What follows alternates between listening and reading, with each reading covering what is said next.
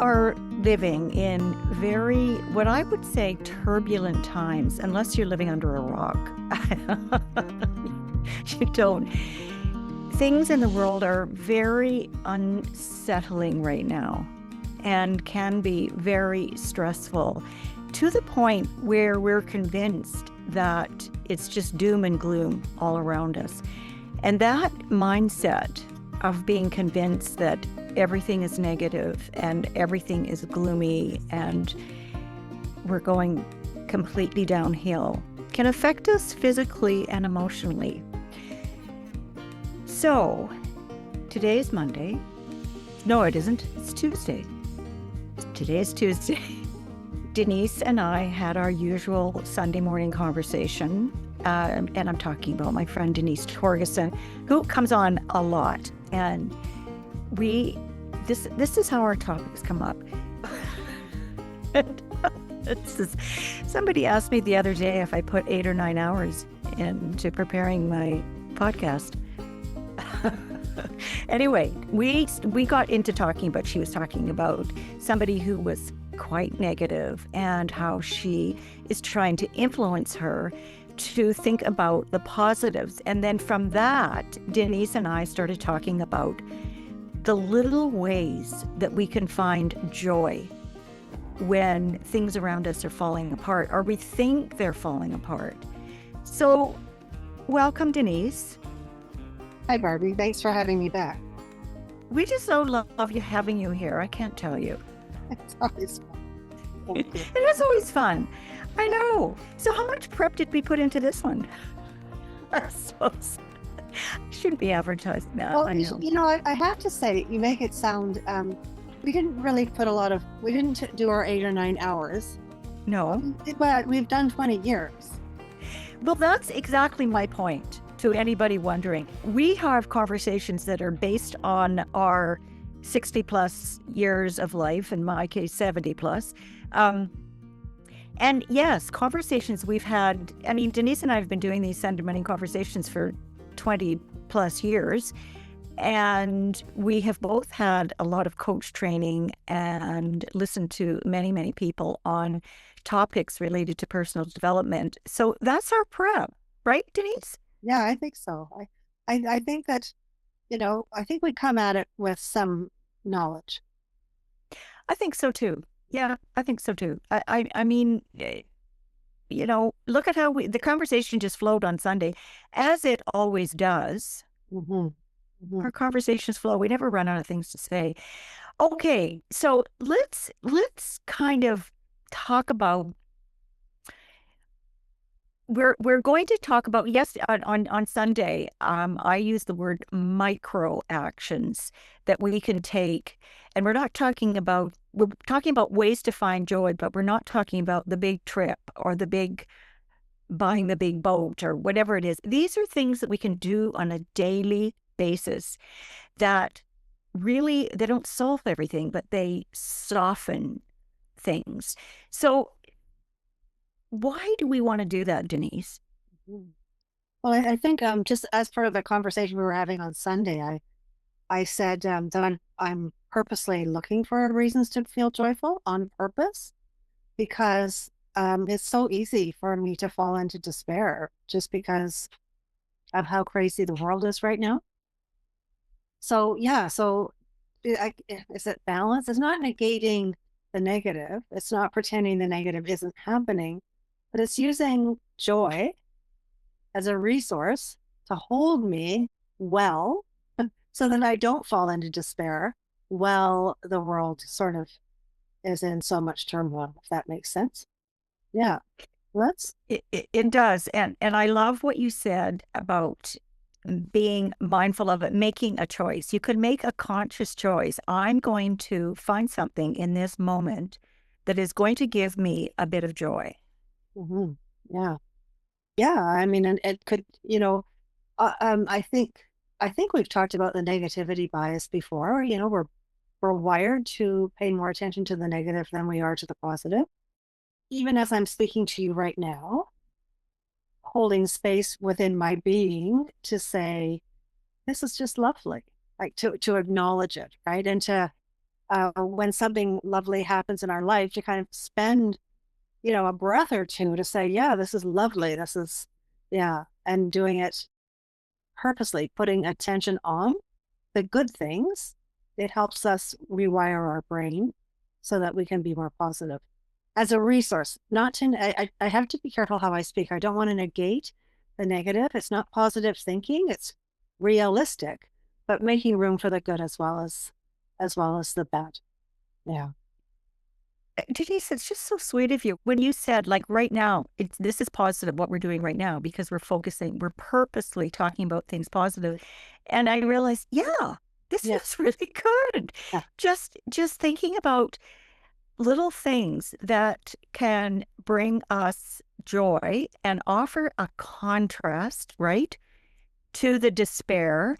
Right now, more than certainly any time in our lives, we are bombarded 24/7 with bad news, with troubling news. And I'm consuming way, way too much. And I know that. And I know one of the things that would make me feel better is to get away from my phone. Do not turn on my TV, which is where I watch YouTube. Um, it sucks you in, and we're getting sucked in by something so toxic. Yeah. Yeah. And, just so there's that great big thing. But, just even in our day-to-day lives, sometimes life is just difficult. You know what I mean? Yeah, yeah, Sometimes life is yep, just difficult. Just to acknowledge, gee, that was a good supper. Like just yeah, yeah. and my daughter Sarah, I gave her a bath when she was a little girl, and I was pulled her out of the bathtub, and I had a towel that just came out of the dryer, so it was warm. Hmm. Well, wrapped her in this warm towel. Oh, mom, that's delightful. She says, Well, that is a perfect example of that's these great. little micro actions. Yeah. Being wrapped in a warm towel is feels lovely. Hmm. Being wrapped in somebody's arms feels lovely. Um, so let's just kind of throw around some ideas, things that we do ourselves, and that's a perfect example. I mean, to really demonstrate what we mean by these micro actions and that they're available to all of us every day. Hmm. Do you want me to start? I'll Yeah, start. yeah. Sure. So today a pretty mundane day for us. We didn't nothing special, didn't really leave the apartment. But I did sit outside in the sun. And while I was sitting outside in the sun, I really acknowledged that, oh, I'm so happy that I'm sitting outside in the sun. Side in the sun. Yeah, yeah. Yeah, or I'm reading a really good book right now. That makes me happy. Those mundane day-to-day conversations you have with people that are in your life and just acknowledging those. Just had a really good supper. We had Thai food. It was yummy. Yeah. So those are just some.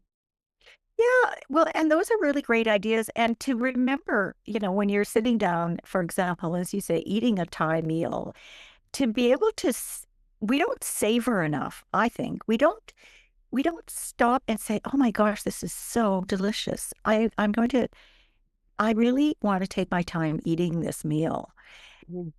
instead of, you know, gulping it down and getting back to the news. While you're scrolling. Just Yeah. Yeah. while you're scrolling. Yeah, put everything aside. I absolutely, even starting the night before, look forward to my coffee in the morning. Mm. I get a really good brand of coffee and I grind the beans, and that first sip, I just love it. And I literally, oh, this is so nice. That's good. Can I have another? What a perfect way to start your day, right? I know, and it's just a cup of coffee. Hmm. Hmm. Um, as you know, well, I think anyway, I have a ritual every afternoon and have tea and a cookie, which I've been doing for my entire life since I've been about 5. And I remember so often when mom and I would have tea together, we'd both do the same thing. Oh, isn't this good? Really good English tea. Oftentimes at night when it's dark, I light candles in the house and I put on soft music, and it completely shifts my mood. It's so nice. And whenever I do it, I will often say, why don't I do this more often? Because it's all I have to do is flip my bic, flip my candle, and light the candles. The last few days, I've had a lot of French music on in the background. As you know, I'm learning French and I love the music. And it's such a departure from what's going on. And I have to really purposefully do that to just and know that it's going to have an impact. Mhm. Yeah. Yeah. Isn't that interesting, eh? That we have to sort of purposefully do that, like make a point of, because it's not something that we would normally do. That's too bad. I remember when I It was is too retired. bad. Yeah, but when I worked, I retired now. But when I was working, I remember me and a partner of mine, we just did this huge project. We basically created a brand new program, and so the research and the writing and the training and all of it. And so she walked into my office and we said, "Well, there you go, we did it." She said, "Yeah," and both of us sort of, you could feel us kind of moving into the next thing, and both of Mhm. us at the same time backed up and kind of went, "Let's just take a minute and Mm. acknowledge that we actually did this." Right? Let's take We a did it minute. well Yeah. and it was a success. And yeah, but there's our world, we move so fast, and from one thing to the next without acknowledging, taking a moment to acknowledge the good that you have done. That's the other thing about joy, I think. Yeah, and or to take a moment to acknowledge the good that you've done, not that you've experienced and received, but what have you given as well? Really. Yeah, and just the joy of, the end result and being satisfied with it and feeling proud. Just let me take this in before I start thinking about the next project. Let's just enjoy this. Hmm. Yeah. And working, doing it with a partner. And like there were just all so many different layers. Like if you started kind of unpeeling that, there were so many different things to appreciate about the project, but and about each other and about me. Because I did the work, right? Yeah. That's important too.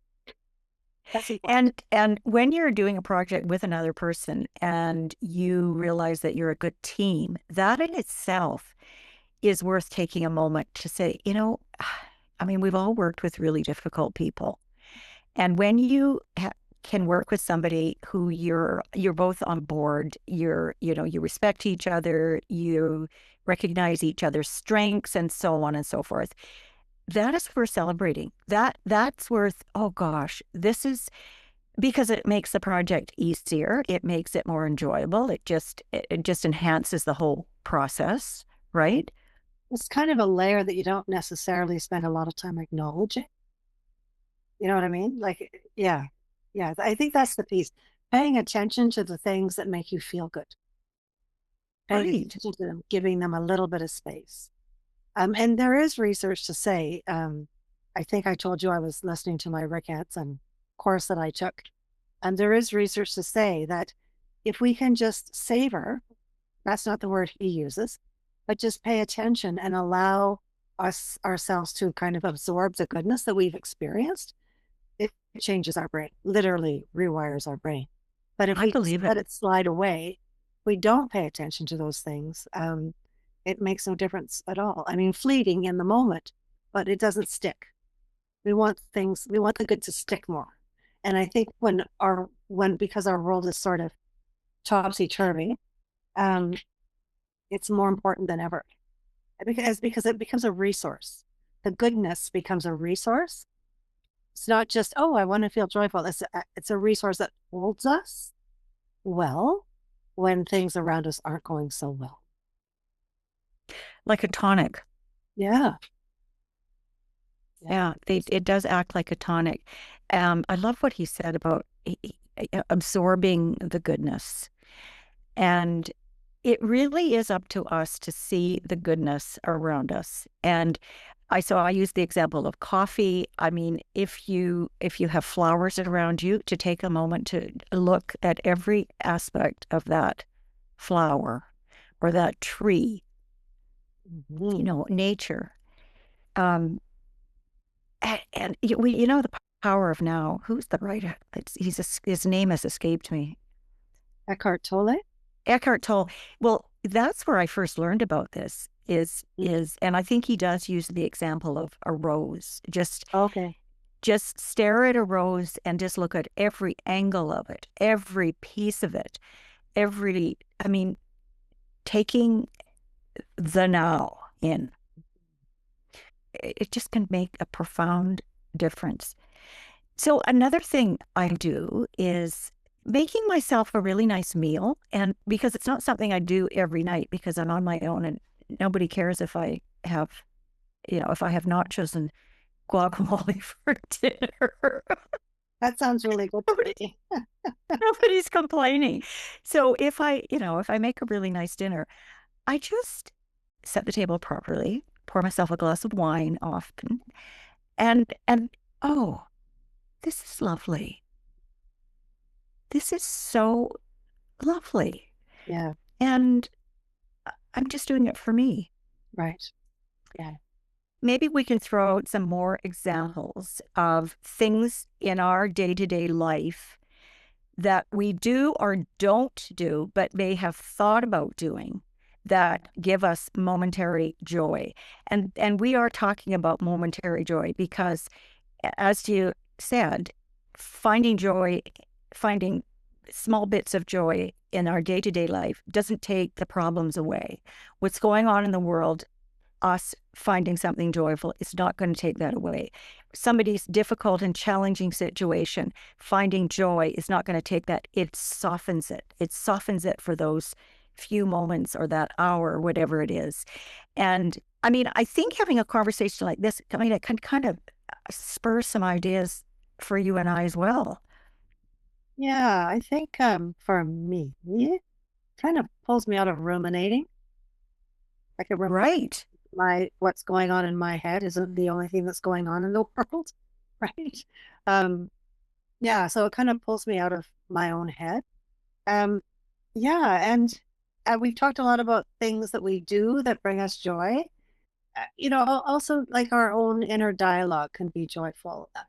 I don't know how to I want to say this, but it's like gratitude.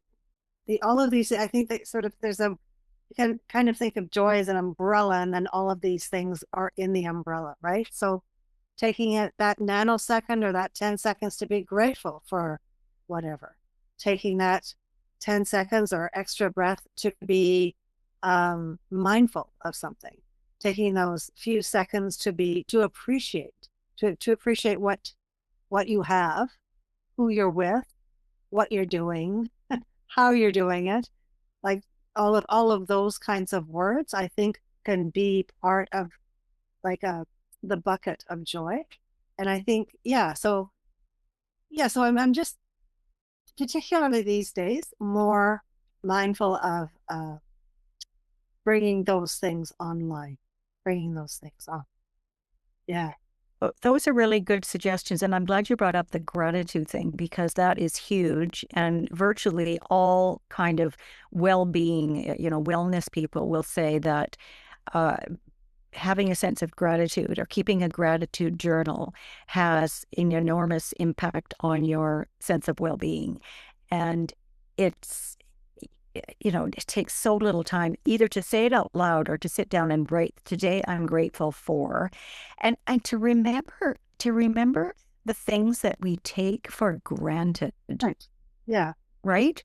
I'm grateful for my mobility. I'm grateful that I can see. I'm grateful that I can hear. And those things, I wouldn't say they give us joy, but they can shift our thinking, right? If we're in a particularly negative mindset, the world is, going to hell in a handbasket or whatever the expression is. What is the expression? Going to hell in Oh, and a half. the world is going to hell in a And basket. That's right. handbasket. Handbasket. Yeah. Anyway, expressing gratitude. Yes. is a big thing, and it's something that we can all do. So I'm just going to say one more thing about that. The expression of gratitude, saying it out loud, writing it down. More importantly, what is the feeling? Hmm. And I think in that feeling of being grateful, there joy is kind of woven into that. I personally can't feel truly grateful about something without it putting a smile on my face. Or Right. Pay attention to the feeling. like it lightens me up, right? Could you say that gratitude is a tool to is a tool or a vehicle to joy? Could be. Yeah, absolutely. Yeah. I think a lot of those positive traits or words, they're it's all woven together from my perspective. Like you can pull it apart, right? Um, but they all kind of weave together, I think. They do weave together. Yeah. Yeah. Mm. I don't know of any, I don't know, I'm calling them wellness people or people that are interested in longevity, being grateful. Because as you say, Denise, what we're seeking is the feeling, is the good feeling, feeling at peace, feeling um, calm, feeling joyful, happy. I don't mean, we're not talking about being exhilarated. It's just a feeling of, Mm. this just feels Oh, good. yeah, that's right. Yeah. And I used to keep a gratitude journal every single day for a long time. And it did feel good to write those things down. And then when I read back on them, it was a reminder and it did shift and it does. I mean, I read through my journals all the time. And when I read my list of things that I've been grateful for, it does shift me. And you said having a conversation with a friend. There's lots of people in the world that don't have any friends. To have a friend that you feel safe with, you can be comfortable with, you can be yourself with, you can be authentic, is a wonderful thing. It certainly is a feel good experience. Yeah. But it's a wonderful thing for sure. And it's a thing that we don't really expend a lot of energy thinking about how wonderful it is, right? It just is. So, yeah.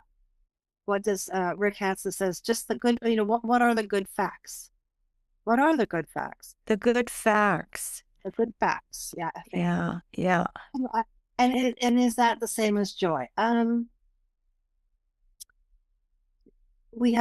staying at my daughter's house right now, and she has a river walk, and I walk down that path almost every day. And there's just a million different kinds of trees on this path. And so I'm counting how many different shades of green I'm seeing. Because, and so is that joyful? Well, it is to me, right? It is to me. Like I'm always smiling when I'm doing it, and it is keeping me incredibly present. So is presence an important part of joy? Maybe it is. But yeah, so just that's silly. I wouldn't, I don't necessarily tell my husband that's what I'm doing. Because, he'd chuckle for sure. But yeah, how many different colors of green, how many shades of green am I seeing in the park tonight? And depending on where the sun is, what time of day, it changes. Well, what you said was it gets you out of your ruminating, and that's really important because that's a mindset shift, right? That's a shift from feeling, despair, hopeless to a calmer.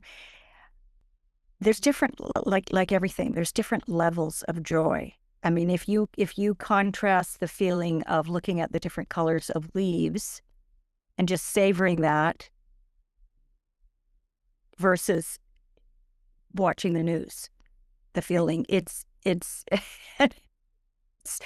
a wonderful contrast. Mhm.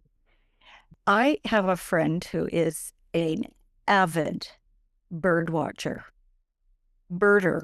I cannot believe the careful observation of these birds, their songs, their movements, their colors, I mean, every minutia of detail you can imagine. And I realize, I don't observe birds. I mean, you obviously see them and hear them, and you might say, look at that bird, isn't that pretty? But he takes it to the umpteenth level here and photographs them. So that beautiful, beautiful bird is frozen in time in that photo. And, there's a lot of people that are like that around flowers. They spend hours looking at the flowers and where the flower is at, and why is it growing? Why is it not growing? The color, I mean, I grow flowers, but really I'm no horticulturist, but I've got flowers outside my window, and I do get great joy when I take the time to look at the flowers, which I do every year. And that's sort of another example of, take me away from this scrolling, take me away from what's going on, and just take in the color, nature, basically. And we've got nature all around us if we take the time to observe it. Sometimes it's sort of just something that you notice, but sometimes to be intentional about doing something or seeing something, or because it does make you feel good, and being intentional about paying attention to the feeling. Paying attention to the feeling. Yeah. It's interesting you brought up birds and flowers, because those two components of nature, they force us to truly be present in the moment, because flowers don't bloom very long, right? They bloom once a season and then they're gone. And even if you take them home, they really don't last very long. You can admire them for a few days and they might be dead by the end of the week. And birds, they do their own thing. They fly around. So if you are within a close proximity of a really cool, awesome, beautiful bird, yeah, you want to capture that in a photo and make notes on what you remember, because yeah, they will fly away and then they're gone. And that moment is gone with them. And it's a nice reminder of staying grounded and staying present too. We hear stories about, nature photographers, and sometimes they have to plant themselves in a tree or somewhere to just get the shot. And it can be hours, days, just to because, yeah, bird is not going to listen to you to sit still so I can take this photograph. So it requires, a tremendous amount of patience, but the outcome of that is very joyful. I just want to say something else about joy here. It doesn't have to always arrive in big dramatic moments. Sometimes it slips in quietly through the stream rising from a morning cup of tea, the sound of wind chimes outside the window, or a shared laugh with a friend on the phone. So I will acknowledge that is AI that said that, but I think it's very good. She has a name, Barbara. Patricia. Yeah, you named her. Patricia, yeah. So, and Patricia is always absolutely right on. Yes, small joys don't fix everything, she says, but they soften things. They remind us that we're still here. We're still capable of wonder and delight, no matter what else is going on. And I think this is just such a good reminder, because it as Denise, you called it a resource, and that resource is available to us every single day if we take the time to absorb it, to notice, to, take it all in. Yeah, to put your attention on it. Yeah, yeah. When you were mentioning flowers, Mela, yes, that the flowers that, especially wildflowers, I'm always amazed, when you look at masses of wildflowers growing, you think, nobody planted these. They're just wild growing. But I will often buy, not often enough, it's something else I need to do more, but I will buy myself some flowers at the store and put them out in the house just because it feels really good to have fresh flowers in the house. And I love it. And that's something, okay, it's not exactly free, but it's, it doesn't break the bank. Yeah, just, sometimes just a stem is it's just lovely to have around in your presence. Do you ever put flowers in your house, Denise? I do. Yeah, I Do do. you? My one really joyful experience for me is when our Christmas cactus blooms. Mhm. I was going to mention that for a lot of people, right? When you've got something that blooms every year and that is joyful. When oh my gosh, it's there it is. It's blooming again. Yeah, I like that. My daughter has a cat. I know you have a dog. Animals can be a really big source of joy for people. Yeah. Mela, did you hear that? Yes, of course. I have two joys in my life. Your greatest source of joy, would you say? Your two dogs? Yeah, definitely. And also, you know what? Like, especially on days when I just can't deal with myself and my anxiety and the world, they literally force me to leave the house because they want to play. Yeah. Which is a really good thing. Just the joy that a pet can bring you is and if you've never owned a pet, you don't know that, but the company, just their presence. And they have personalities, They all have a also personality. different. And Yeah, yeah, they're cool. they're very cool. And if you've had multiple pets, every pet is different. Even if it's the same breed, every dog you have, I've had many dogs, and they've all been completely different. And yeah, they're comforting. They love you unconditionally. They don't know what's going on in the world. So just again going down into micro. So this Christmas, my daughter's cat he was feral. So basically the apartment is his. we, Yeah. we don't put up a Christmas tree because he'll just destroy it. But we bought him a Christmas tree bed. So it's this cone, and then it's like this, and he will go in and sleep in this little Christmas tree bed. And so, but how good did Sarah and I both feel the first time we saw that cat go inside the little hole and Right. tree bed, right? Yeah. So yeah, we felt very joyful to see. Oh, he loves it. Yeah, things like that. Yeah, little things like that. Yeah, they're just, gosh. Well, I have my little indie grandson. So a couple of days ago, there was a block party in the complex where they live, where I used to live. One of the families is moving away. So Jory, his mom said, what should we get Abby for a going away present? And he said, I think we should get flowers. Well, she took a video, which she sent to me, and I've looked at about 10 times. He's holding on to this bouquet of flowers, and he races towards Abby. Abby, I got you the flowers. I got you flowers. I got you flowers. And he runs towards her, and then he bows in front of her with these flowers. I mean, it gave me so much joy watching it, so much joy that, as I say, I think I've watched it 10 times. Because with little kids, they're completely innocent. Nobody told him to do that. Right. He was the one that wanted to give her flowers. And Mark, my son, his dad, is really set such a good example for giving flowers. And I guess he thought, this is what you give people. Flowers. It was so heartwarming. It lasted, I don't know how long that video is, a minute and a half, maybe. But it was like, I got you flower. I couldn't run fast enough with holding these flowers and he's bowing. And oh gosh, he's 4 years old. It just, oh, That's a heart opening joy. That's a big one. heart opening. Yeah, yeah. Like holding a newborn baby. Oh my gosh, that is just,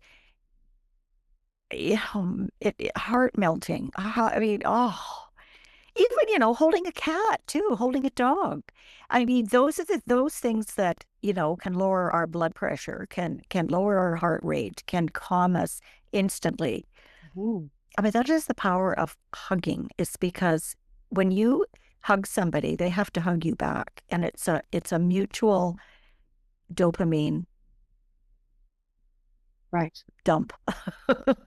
It's just a feel good thing.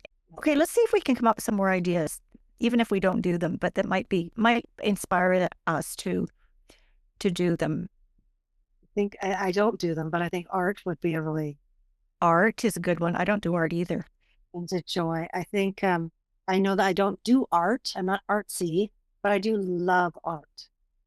Hmm. So yeah, so I can say that looking at a really beautiful painting can bring me joy for sure. I think it's very soft. It's not, yeah, it's very, very soft. But yeah, even even in a book, looking at Monet paintings can, Hmm. yeah, just, they're lovely. Yeah. Mhm. Yeah, it's moving for that moment. Yeah. Yeah. Yeah, there's there's Yeah. there's things that can move us even just for a few nanoseconds. Yeah. And then I think being playful about things. Yeah, let's find the humor in this right now, whatever it is. We don't have to be so intense with everything. I just think, considering this time we're in, this is really important. We have to. I mean, honestly, this stuff that's going on in the world gives me anxiety. And there's been some nights where I've had trouble sleeping, and I think it's because my head is too full of this negativity. Uncertainty. Uncertainty, exactly. This is what it is. It's uncertain, and it's affecting all of us in different ways. And we've never quite known anything like it. So we need to be able to shift out of that and in ways that aren't monumental, but that are small but impactful. Impactful. That's right. Yeah. And to remember to do it. I know that this is your podcast, but what I hope people hear is that the intentionality is really important. It's not just, oh, look what just happened. Oh, there, I feel joy. But being intentional about finding joy, about recognizing it and acknowledging it and appreciating it when it shows up. That's what's most helpful, I think. Most helpful. Yeah, yeah. Be doing it purposely. You can start in the morning. What am I going to do today? Let me think of two things I'm going to do today that are going to give me joy. Mhm. And, bring out the good china. That can bring joy, right? That's right. Yeah. Not we all, certainly baby boomers, we all have good china. Either it was given to us or we bought it ourselves, and we don't tend to use it. And that is something that can turn a kind of a mundane ritual into something special. Okay, let's bring out the good stuff. Let's bring out the pretty plates. Yeah. Let's just make this special. Yeah. And what stops us from doing that? Oh, that's how we grew up. That's I wasn't allowed to use the good stuff when I was little. You were told not to. There's something quite joyful about setting a nice table. It totally, There's- totally. yeah, there's something quite lovely about that. The good linen and the good china. Yeah. Yeah. Yeah. I mean, if we're not going to use it now, what are we waiting for? Those are things that we sort of forget about because, as you say, we're conditioned to not use the good stuff. And, we're at an age now, well, when are we going to use it? We don't all have fancy dinner parties every week or if ever. Yeah. So, yeah, use the good dishes, the nice wine glasses, and there's different ways that you can make a very simple occasion special. Yes. Make it celebratory. Mhm. Yeah. With people or alone.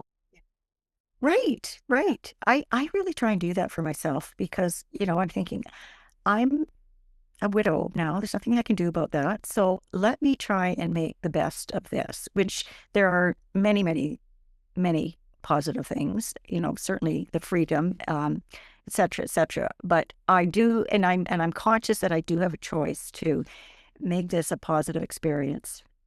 I love this topic. Okay, Denise, what does joy mean to you? Oh, it's a good question.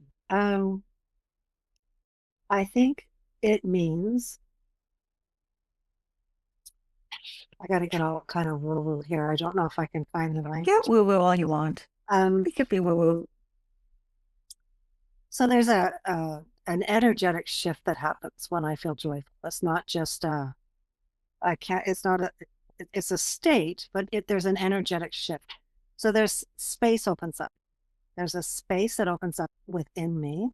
And I often I'll feel it in my heart space, that just pleasure, just that pleasure that comes with feeling joyful. Yeah. My daughter that day, she got a great joy of the delight of the warm towel. I felt great joy in her sharing. Heart opening. So I don't know if that opens the question, but it's very spacious.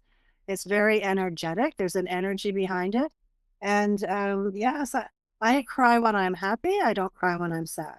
Same with me, Denise. I can, when in big doses, become quite overwhelming in a good way.